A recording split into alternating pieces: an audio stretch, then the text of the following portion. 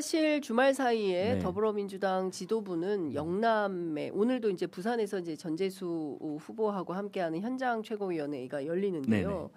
어제 그 하정우 수석하고 같이 음. 그 부산 구포시장을 돌다가 네. 오빠 발언이 나왔어요. 네네, 초등학교 2학년 여학생에게 네. 이제 오빠 정우 오빠 한번 해보세요. 예. 그 논란 어떻게 네. 보셨습니까? 어쨌든지간에 바로 당 대표와 하정우 그 후보께서 네. 그 사과를 했습니다. 근데 초반에는 그래서- 하정우 그 후보 측에서 대응하지 않겠다라고 네. 했다가 네. 밤 한 11시 40분, 35분 정도에 입장이 나온 걸로 예, 알고 어쨌든지간에 입장을 내서 냈고. 사과를 네. 진심으로 하는 게 맞았다고 생각이 들고요. 네. 바로 사과를 했고 그리고 모든 어떤 발언이나 이런 것들도 더 순종할 필요도 있다는 생각이 듭니다. 네, 예. 말씀 주신 대로 그 정말 사소한 네. 그 실언으로 네. 그 선거가 완전히 그 망쳐졌던 네. 과거의 경험들, 뭐 이부망천 국민의힘의 네. 정태호 의원 뭐 네. 등등 사례를 보면 네. 그런 일들이 있기 때문에 네. 특히 이제 초반에 진용을 잘 갖춘 민주당일수록 더욱 더 조심해야 그렇습니다. 된다라는 네. 말씀 좀 주셨습니다. 영남 판세는 어떻게 보세요? 부울경, 대구, 경북. 치열하게 전개가 될 겁니다. 저는 음. 이미 뭐 저희들이 여론조사 많이 앞서고 있을 때도 시간이 가면 아주 접전으로 치러질 것이라고 예상을 했고요. 예. 제가 예상한 대로 지금 흘러가고 있습니다. 그렇군요. 중요한 건 예. 정말 프레임을 이번 지방선거에 승리를 해야 예. 저희들이 지금 뭐 전쟁 문제라든지 이후에 국난을 극복하기 위해서는 여당이 힘을 가져야 되거든요. 그런데 이 지방선거에서 만약에 민주당이 흔들리면 네. 국민의힘이 이 공간을 파고들어서 예를 들어서 윤석열에 대해서 지금 최근도 그러니까요. 이 어떤 부정하는 행위, 예. 개헌을 뭐 빨갱이들이 하는 뭐 이런 그러니까요. 말들을 그 공당의 야당 아니, 대표가 사회주의 개헌 사회주의 개헌, 예. 개헌이라고 막 주장을 하고 예. 이런 거 보면서 야 이거 정말 큰일 나겠구나. 네, 네. 이런 그 세력들이 다시 이번 지방선거를 계기로 준동을 할 수도 있겠구나라고는 네. 저희들이 긴장감을 지금 가져야 된다는 생각이 듭니다. 그래서 정말 바짝 긴장하고 예. 더 오히려 지고 있다는 생각으로 예. 더 절박하게 예. 이재명 정부의 성공, 국정 운영을 위해서 이번 지방선거에서 꼭 승리할 수 있도록 네. 도와달라는 호소, 예. 또 지역 발전을 위해서는 힘 있는 여당, 네. 또 능력 있는 여당 후보가 당선돼야 된다는 지역 발전을 위해서 그 말씀들을 전달을 하면서 선거 전략을 구사해야 되지 않을까 생각을 합니다. 네.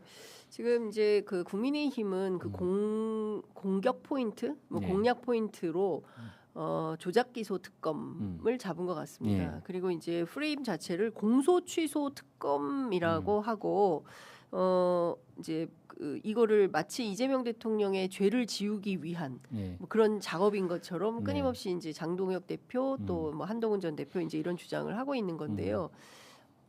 여당 안에서도 왜 지금 이걸 하느냐라는 비판도 있다라고 보수지를 중심으로 해서 이제 네. 보도가 오늘 많이 나오는데 네. 어떻게 생각하세요, 의원님? 한번 이제 돌이켜 보면요, 저희들이 차분히 한번 점검을 해야 될 필요가 있습니다. 네, 이 문제가 제기가 됐던 게 네, 이 검찰에서 이 강압적으로 네. 수사를 하고 이 형량을 거래하고 네, 이런 것들, 형량 거래는 이후에 나왔지만 전에 예. 강압적으로 수사를 했다는 내용이 예, 이 예를 들어서 남욱이나 예. 이런 것들을 통해서 입증이 되고 증언들이 나오기 시작했습니다. 네, 그래서 국민적 의혹이 확산이 됐죠. 음, 그리고 당연히 국민적 의혹이 확산이 됐기 때문에 우리 많은 의원님들이 거의 100여 분에 넘는 의원님들이 이거 국정조사 해야 되지 않냐는 주장이 있었습니다. 네. 국민적 공감대는 있었고 그리고 국정조사를 했어요. 근데 국정조사를 하면서 나오는 게 정말 이제 충격적인 발언들이 막 나오지 않았습니까? 교도관들을 통해서 나온 발언들, 그 다음에 이 검사의 그 태도, 네, 국민들 앞에서 보인 태도, 예. 자세, 그래서 왜 검찰을 개혁해야 되는지, 형량거래 의혹, 그 다음에 강압, 조작 네, 이런 것들이 의심할 만한 것들이 충분히 증언을 통해서 나왔습니다. 검찰의 그 조작 수사에 대한 많은 내용들이. 그러면 이 내용이 나오는데 국정조사를 끝나고 국정조사는 할 수 있는 게 한계가 있습니다. 네, 그리고 이 진실을 파헤쳐야 되잖아요. 예, 그러니까 검찰의 국가 권력이 정치에 개입을 해서 특정인을 제거하려고 하는 목적으로 기소가 이루어졌다면 앞으로도 이걸 바로잡지 않으면 대한민국은 민주주의가 왜곡되고 다시 검찰이 정치에 개입하고 고단위로 개입하고 법을 이용해서 때로는 네. 이런 일들이 미래에는 다시 벌어져서는 안 되잖아요. 예. 윤석열 같은 이 계엄 사태가 다시는 미래에 이 발생하지 않기 위해서는 엄히 단죄를 해야 되는 게 국민의 명령이고 네. 공감대가 있습니다. 예. 다시 이러한 정치를 왜곡하고 민주주의를 왜곡하는 행태도 비슷한 거죠. 그러면 지금 이걸 단절하지 않으면 또 다시 다양한 형태로 준동은 또 일어날 겁니다. 예. 그래서 정말 진실이 그랬는지 어땠는지 이 진실을 파헤쳐가는 과정을 생각을 해야 된다. 이걸 원칙으로 생각을 해야 된다는 네. 생각이 듭니다. 그래서 특검을 통해서 수사를 해보는 거죠. 예. 근데 수사를 했는데 이 국정조사 외에 다른 특별한 내용이 나오지 않으면 그럼 특검에서 할 수 있는 건 제한적인 겁니다. 네. 그런데 이게 증거가 나오고 예. 입증이 되고 예. 라고 했을 경우에는 그러면 이제 특검의 판단 영역으로 남겨두는 것입니다. 그런데 특검이 하면 대통령이 임명했기 때문에 이 셀프 이거라는 수사, 이야기를 예. 많이 셀프 합니다. 사면이다 뭐 이런 대통령이 임명하면 다 셀프 합니까? 얼마 전에 대통령께서 특감반을 네. 하겠다고 했습니다. 그건 특별감찰관을 청와대에 두겠다는 건 나를 감시를 해라 이겁니다. 네. 그리고 내 측근들부터 엄히 감시를 해라. 예. 이것이 균형을 잡아야 된다라고 생각을 하고 예. 특감반을 임명하라고 결정을 했습니다. 그건 제가 봤을 때 쉬운 결정이 아니거든요. 그런데 결정을 한 건 그러면 그 결정된 특감반들이 네. 대통령이 임명했으니까 그냥 대통령 봐주고 주변을 봐준다? 그렇지 않습니다. 네. 조직 생리는 특감반은 대통령과 주변 사람들을 감시하고 그 권력을 남용하지 않도록 때로는 필요하면 조사도 하고 네. 이런 권한이 있기 때문에 조직의 운영 논리가 작동이 될 겁니다. 네. 그래서 엄히 조사하고 견제를 하고 감시를 할 거거든요. 네. 대통령 임명에도 하는 겁니다. 그 전에 많은 기관들 대통령이 임명하면 네. 다 대통령 말을 듣습니까? 음. 그렇지 않죠. 네. 그 조직은 그 조직의 운영 생리에 논리에 따라. 맞게 생리에 맞게 예. 그 일을 할 겁니다. 아. 그래서 특검도 예. 수사하다 보다 아무것도 안 나왔는데 막 취소합니까?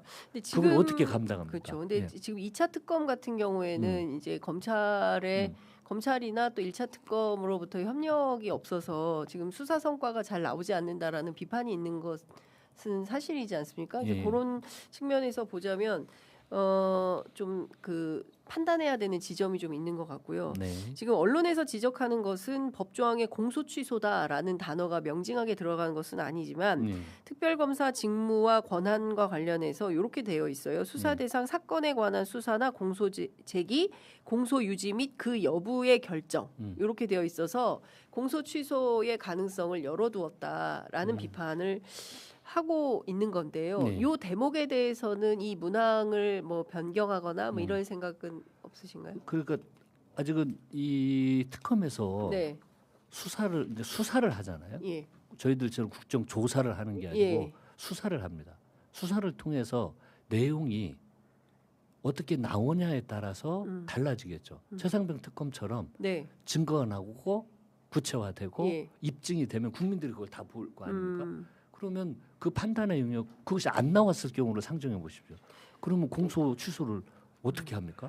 근데 못하는 이미 거죠. 사실은 그 국정조사를 통해서 네. 그동안 국민들이 잘 모르고 있었던 뭐 서민석 변호사의 그 녹취 파일이나 이것만 보더라도 이거는 뭐 법 왜곡죄로도 충분히 다스려야 를 만한 그런 내용들이다. 다 거기에 걸려드는 그런 죄목에 해당할 것 같다. 이런 분석들이 있더라고요. 근데 예. 이제 저도 그 내란 관련된 국정조사 네, 제가 간사를 해봤자면요. 그렇습니다. 예. 국회에서 국정조사가 가지는 한계는 너무 큽니다.